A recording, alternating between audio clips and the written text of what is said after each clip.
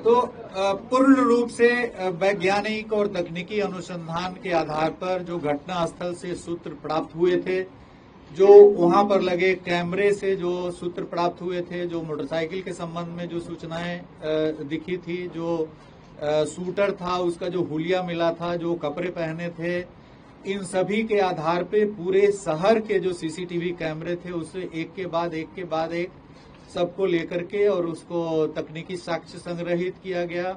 जहां तक ट्रेस मिला उस मोटरसाइकिल का, वहां तक तकनीकी जो एसआईटी की टीम है वो गई। उसके बाद मोटरसाइकिल की पहचान की गई। मोटरसाइकिल के पहचान के बाद उसके धारक, फिर उस व्यक्ति की पहचान की गई, उसकी गिरफ्तारी की गई। उससे पूछताछ के बाद अन्य आयामों को इसमें उद्घाटित किया गया है। इस संबंध में जो घटनाएं हुई है, ये पूरे इस गोपाल खेमका जी की हत्या के परिप्रेक्ष्य में, इसके संबंध में पटना सीनियर एसपी आपको विस्तार से अभी बताएंगे कि किस प्रकार से इन्होंने किया है।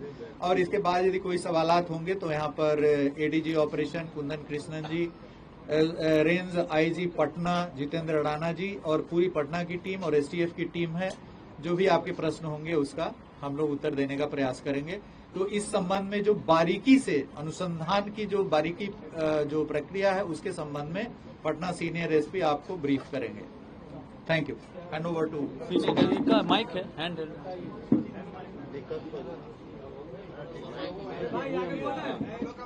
लोगो यही है सर।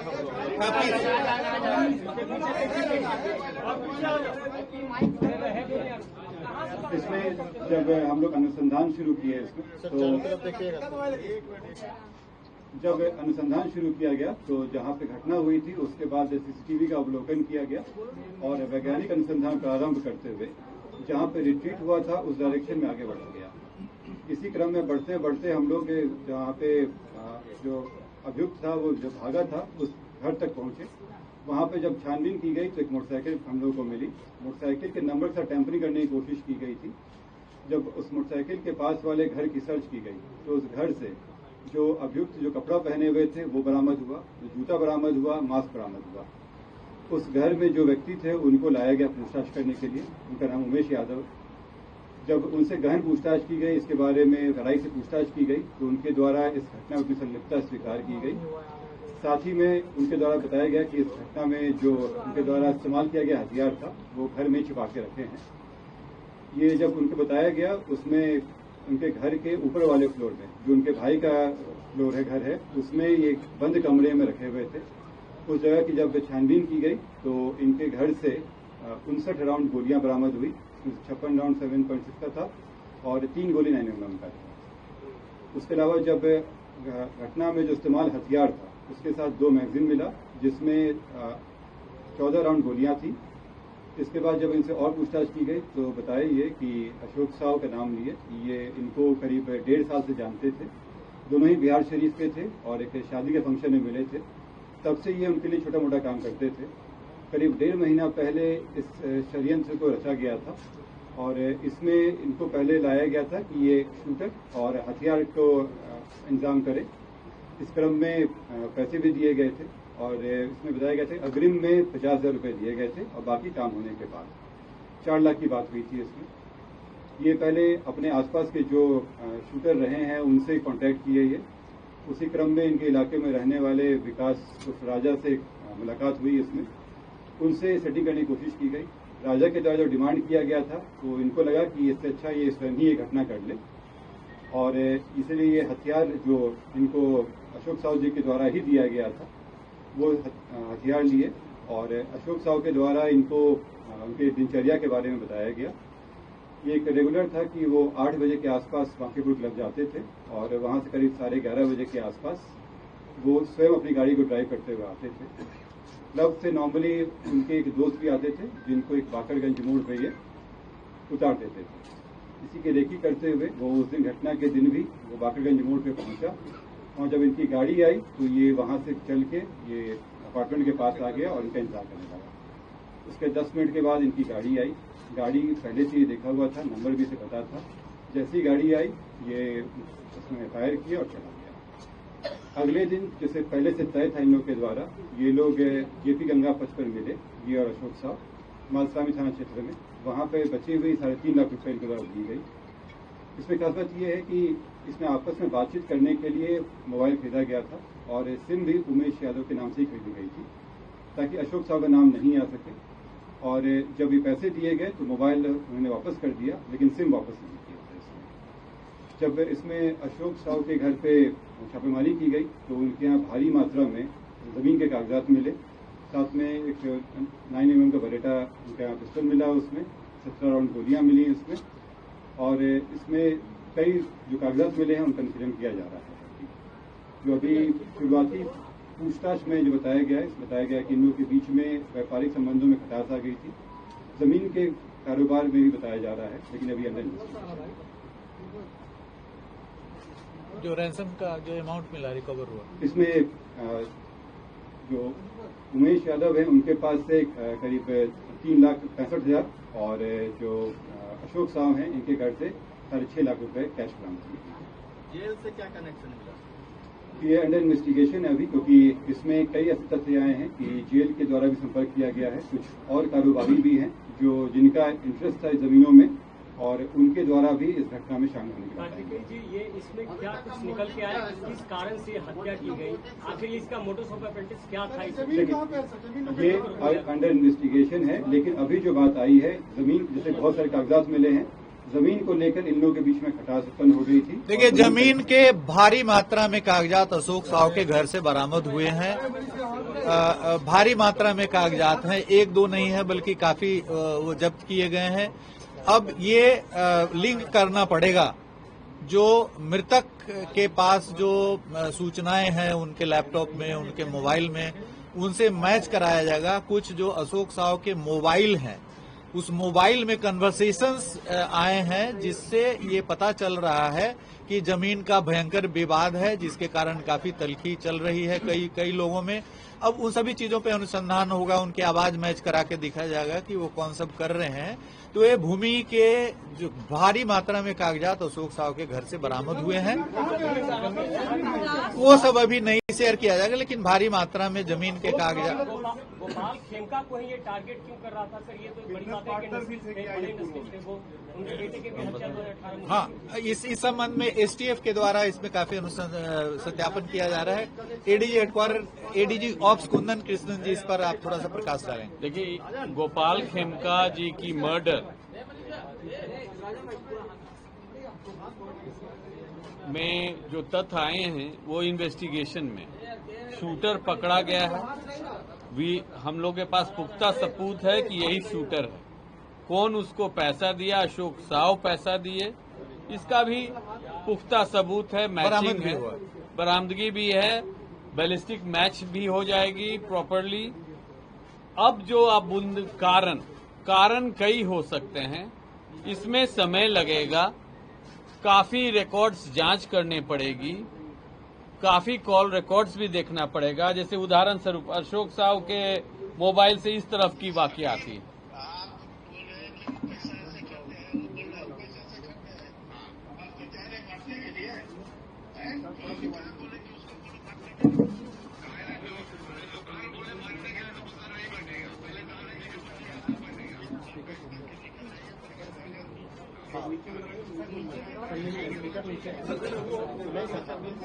अरे मेरे बदौलत है, ये आपके बदौलत है, तो आप उसका फायदा आप भरपूर उठा रहे हो। इसका बदौलत है, मतलब नहीं चलते। आखिर में बोले कि मेरे बदौलत है, ये मेरे बेनिफिट हम उठा रहे हैं, बेनिफिट हम उठा रहे हैं, हम उठा रहे हैं बेनिफिट। आज भी बोलते हैं उन्होंने बता देते हैं, उन्होंने हम बता रहे हैं आपको बात हमसे नहीं, हम कोई चीज क्या फालतू कर रहे हैं, पहले ये बताओ ना हमको, तो क्या फालतू कर रहे हैं, तुमसे बात बताओ। तो हम यही बात बोल रहे हैं, सीध यही ना बोले, तुम कागज हमको दे दीजिए, ये मकसद तैयार करके दे दीजिए, फाइल दे दीजिए। कागज जो देगा था ना हम देंगे। अच्छा, नहीं देगा तो सर्टिफाई को जिम्मेदार हम रहेंगे। अरे भैया, नहीं देगा तो ये तो है ना बोलना है, वो जवाब देगा। जैसे मिट्टू नहीं दे रहा है, क्या चीज, क्या बोले आप आनंदपुर में संजय को डेल करवा देंगे? किसको बोले गए भाई? कौन बेटी झूठ बोलता है? माँ झूठ भी हम बोले गए? बताओ तो, किसको बोले गए कि हम 1.5 करोड़ रुपया दे गए? कौन बोला है तुमको? कौन बोला है? के सामने में है। अरे तुम अभी बोलो ना, अभी कॉन्फ्रेंस से बात करा देते हैं। कॉन्फ्रेंस तो इस तरह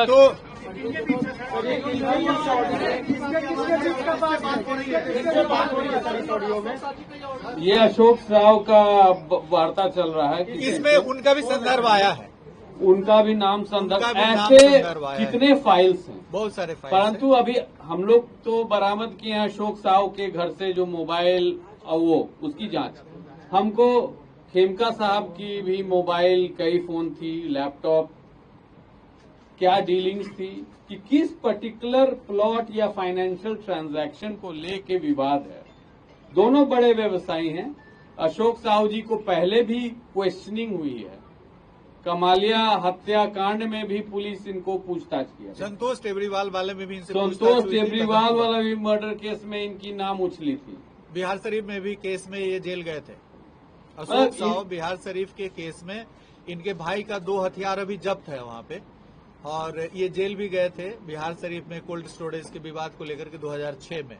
तो इनकी ऐसा माने ये इनका भी आपराधिक इतिहास है अशोक साहू जी का। डीजीपी साहब, एक सवाल ये है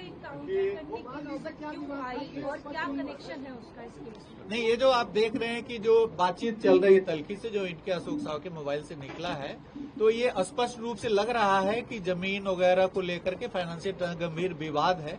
इस पर अभी अनुसंधान हो रहा है, लेकिन इसी परिप्रेक्ष्य में ये हत्याएं हुई हैं और सुपारी दी गई है। सवाल ये है, आपने जो सवाल पूछा है में सर एक पैटर्न दिख रहा है। विकास उर्फ राजा का गुंजन खेमका की हत्या हुई 2018 में, गोपाल खेमका की हत्या हुई 2-4 दिन पहले। उसके बाद उनके छोटे बेटे पर भी अटैक हुआ था जो रिपोर्ट नहीं की गई, बड़े भाई पर भी अटैक हुआ जिनको चोटें आई। तो क्या आपको लगता है कि ये सारे 4 जो अटैक्स हुए ये इंटरलिंक्ड हैं और ये एक रिवेंज के तहत इन पर पिछले 6-7 साल से कार्रवाई की जा रही थी? नहीं, जो गुंजन खेमका हत्याकांड की बात आप कर रहे हैं उसमें मैं सीआईडी से काफी बल्कि उद्भेदन सीआईडी नहीं किया था 2018 में। वैशाली जिला से समय करीब 20 दिन हो गया था, केस नहीं खुल रहा था, तो तत्कालीन डीजीपी केएस द्विवेदी और मैं एडीजी सीआईडी स्वयं गया था वहां पे घटनास्थल पे, और काफी समय देकर के उसमें अनुसंधान हुआ था और चंद 1 महीने के अंदर में उसमें चार्जशीट समर्पित किया गया था 4 लोगों पे।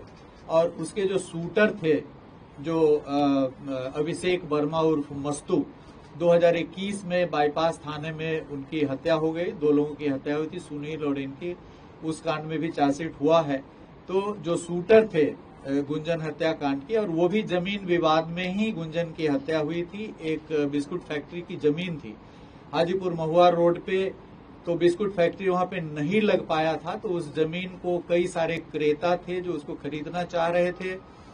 गुंजन खेमका के मोबाइल में भी मिला था उस प्लॉट का पूरा डिटेल्स, और उसके बाद उसमें कई सारे जो लोग कंपटीशन चल रहा था उस खरीदने के लिए, तो उस जमीन विवाद के परिप्रेक्ष्य में उनकी हत्या वहां पे हाजीपुर औद्योगिक थाना में हुई थी। उसमें पुलिस ने अनुसंधान करके शूटर सहित जो काफी जो उसमें जमीन में जो जुड़े हुए लोग थे, जो वैशाली जिले के 2 लोग थे, 4 लोगों पे चार्जशीट करा गया था, वो भी कांड विचाराधीन है उसमें। और उसमें जो अभिषेक उर्फ मस्तू था, उसका नागालैंड का एक लाइसेंस था, नागालैंड से लाइसेंस उसको मिला हुआ था पिस्टल का, ऑल इंडिया लाइसेंस था, उसको भी जब्त करने के लिए नागालैंड प्रशासन को उस समय हम लोगों ने लिखा था। बाद में वो न्यायालय के आदेश पर वो पिस्टल मुक्त हो गया था और उसमें काफी सारी आगे की कार्रवाई हुई थी। बट उस केस में हम लोगों ने त्वरित अनुसंधान करके उसमें चार्जशीट किया था, और 2018 में हम लोगों ने इनके परिवार की सुरक्षा के लिए अंगरक्षक मुहैया कराया था, जो 2024 तक इनके पास था। 28 जून 2024 को इनके द्वारा स्वेच्छा से अंगरक्षक को लौटा दिया गया था। उसके बाद भी जो हमारी राज्य स्तरीय सुरक्षा समिति है, जुलाई में लौटाने के 1 महीना बाद फिर से अंगरक्षक मुहैया कराने का आदेश पारित किया, लेकिन उसके बाद अंगरक्षक रखने की इनकी इच्छा नहीं थी, स्वेच्छा नहीं थी, तो ऑब्वियसली हम लोग अंगरक्षक नहीं दिए थे। तो उस समय जो केस दर्ज हुआ था गुंजन खेमका हत्याकांड, उसका पूर्ण रूप से अनुसंधान करके चार्जशीट उस समय समर्पित कर दिया गया था। शूटर की पहचान हो गई थी, जिस कारण से विवाद था उसका भी सॉल्यूशन हो गया था। उसके बाद इनके भाई पर एक गोली चलाई गई थी गाड़ी में, उसमें कोई घायल नहीं हुआ था। उसके संबंध में भी कांड दर्ज हुआ था। उस समय गुंजन खेमका हत्याकांड के कुछ समय पूर्व, 2 वर्ष पूर्व वो घटना हुई थी, मुझे स्मरण हो रहा है। उसमें नहीं पता चल पाया था कि किसके द्वारा किया गया है कांड। बट इसमें जो ये गोपाल खेमका जी वैशाली वाला जो गुंजन खेमका हत्याकांड था उसमें कॉम्प्लेनेंट थे, वादी थे। और उस केस में जो डेट है वो 15/7 को सेकेंड डेट पड़ने वाला है। 2 डेट पड़ा है अभी तक उसमें चार्जशीट के बाद। एक था 2022 में और एक अभी 15 जुलाई 2025 को गुंजन खेमका हत्याकांड का डेट वैशाली जिले के न्यायालय में पड़ा है उसमें। और मेन शूटर की हत्या हो गई है और इसमें जो ये कंप्लेनेंट थे इनकी भी हत्या हो गई है। तो उससे भी जोड़ करके इसको देखा जा रहा है। उस पहलू को भी पूरी तरीके से अनुसंधान किया जाएगा कि उससे जुड़े कहीं लोग जो अभी जेल में हैं या जेल से बाहर हैं। एक तो शूटर की हत्या हो गई है, तो बाकी जो लोग हैं उनकी भी इसमें भूमिका है या नहीं है। सर, सुबह में जो नंबर हुआ था उसका क्या डिटेल? उसके संबंध में जोनल आईजी पटना बताएंगे। इस कांड के अनुसंधान के दौरान पुलिस के द्वारा जो सभी पहलू थे उन पर अनुसंधान किया गया था और उसमें जो शूटर है उसके द्वारा स्पष्ट किया गया था कि उसके लिए इस कांड को करने के लिए पहले उसने विकास और राजा से संपर्क किया था, और जो सामान्यतः एक आपराधिक छवि का व्यक्ति है और हथियार इत्यादि सप्लाई करने का काम करता है। और उसमें भी काफी सारे ऐसे जो हत्या और गोलीकांड हैं उनके अंदर में शामिल रहा और उससे इसने हथियार प्राप्त करने का कोशिश किया था और उसके पास में हथियार उपलब्ध रहता है। इस मामले में पुलिस जब एक टीम थी उसने इस विकास और राजा के ठिकाने पे दबिश करी, तो उसने वहां पर पुलिस के ऊपर में वहां से भागते हुए पुलिस के ऊपर में फायरिंग की, जिसके अंदर में जो सुबह जो घटना हुई, जो पुलिस उनके विरुद्ध में कड़ी से कड़ी कार्रवाई करेगी। और जो भी इस प्रकार के जो आपराधिक तत्व हैं जो इस प्रकार की आपराधिक घटनाओं में शामिल होना चाहते हैं, उनके लिए भी संदेश है कि पुलिस अपने किसी भी मामले में पीछे नहीं हटेगी। जहां पर भी पुलिस के ऊपर में हमला किया जाएगा तो पुलिस जो है विधि सम्मत अपनी कार्रवाई करेगी।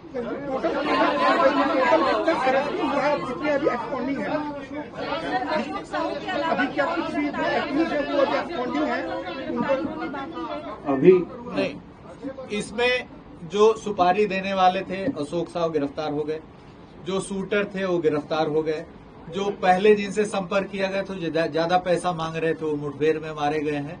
इसके बाद जो आपने देखा कि भारी मात्रा में मतलब जमीन के कागजात अशोक साहु के घर से बरामद हुए हैं, उसकी स्क्रूटनी की जाएगी और उसको उन जो जमीन के लैंड के जो, जैसे आपने अभी जो मोबाइल में सुना कि जमीन विवाद डीड वगैरह की बात चल रही है, और ये जो ऑडियो अशोक साहु में मिला उसमें मृतक जो गोपाल खेमका जी उनका भी संदर्भ कई जगह आया है। तो इन सभी बिंदुओं पर 1-2 मिनट में अनुसंधान नहीं संभव हो सकता है। इस पर काफी गहन अनुसंधान होगा और जो इनके पास से जो मोबाइल मिला है और जो भी सूचनाएं मिली है वो काफी विस्तार व्यापक अनुसंधान की इस पर आवश्यकता है। तो इमीडिएटली अभी ये नहीं कहा जा सकता है कि इसमें और कितने एक्यूज आएंगे, क्या आएंगे, लेकिन इतना तय है कि जिसने सुपारी दिया और जिसने शूट किया ये दोनों लोग हमारी गिरफ्त में हैं। नहीं, ये अनुसंधान का विषय है। चूंकि अशोक साहु के खुद एक बड़े व्यवसायी थे, उनके घर से खुद लाखों रुपया सर्च के दौरान बरामद हुआ है, तो उनको हमें नहीं लगता है कि उनको किसी से लेने की जरूरत पड़ी होगी। लेकिन ये अनुसंधान का विषय है कि यदि उनको भी किसी ने दिया होगा तो उसको भी अनुसंधान करेंगे।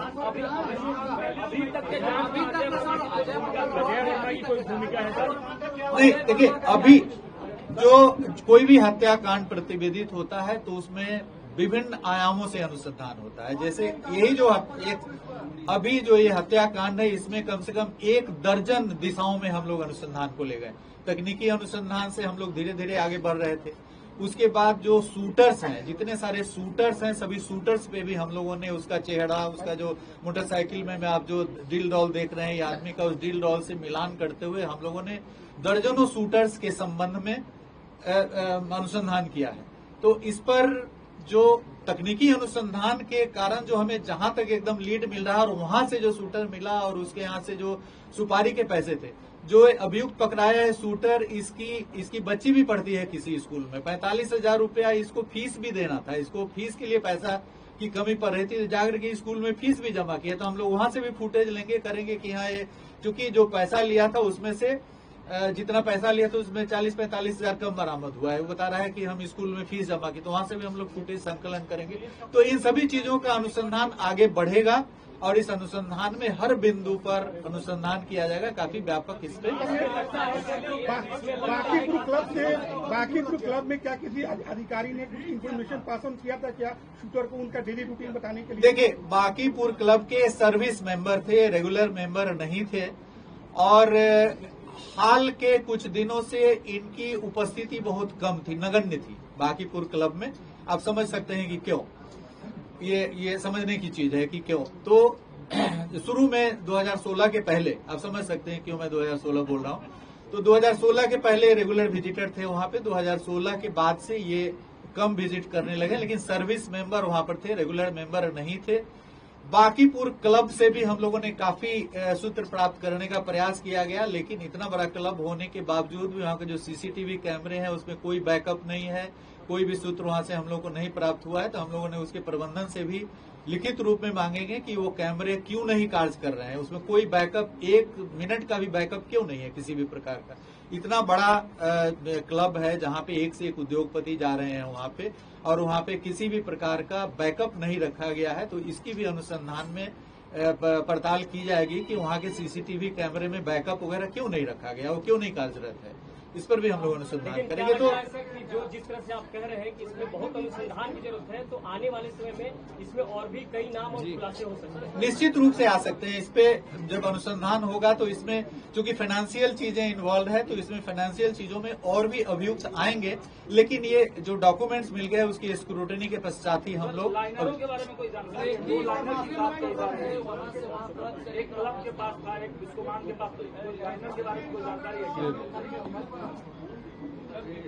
जैसा कि अनुसंधान में आया था, जो अशोक साहू के द्वारा इनकी जो दिनचर्या थी खिमका जी की, ये इनको बताई गई थी, और एक डेली का रूटीन था इनका 8 बजे के आसपास क्लब जाना और 11 साढ़े 11 में निकलते थे, अपने दोस्त को बाकरगंज मोड़ पे छोड़ते थे और वहां से घर आते थे। और घर जब आते थे तो ये खुद ही ड्राइव करके आते थे, ये रोज का था। ये जो व्यक्ति है उमेश के द्वारा रेकी की गई थी, इनकी दिनचर्या देखी गई थी, और घटना के दिन भी ये पहले फॉलो किए हैं उनको कि कहाँ पे गए हैं, बाकरगंज मोड़ पे आए हैं, तब ये बढ़ के अपने अपार्टमेंट के पास जाके वेट किए हैं। ये रेकी उनके द्वारा किया गया अकेले, ये अकेले ही सारे काम।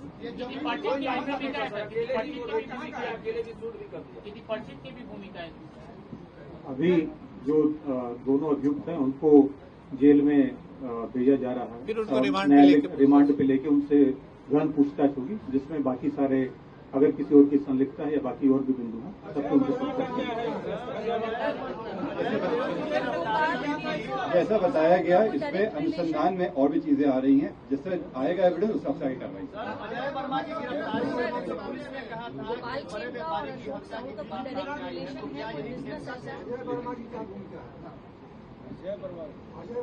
मैंने आपको बताया जिसका बात कह रहे हैं, इसमें गहन अनुसंधान चल रहा है, इसमें कई सारे लिंक हैं।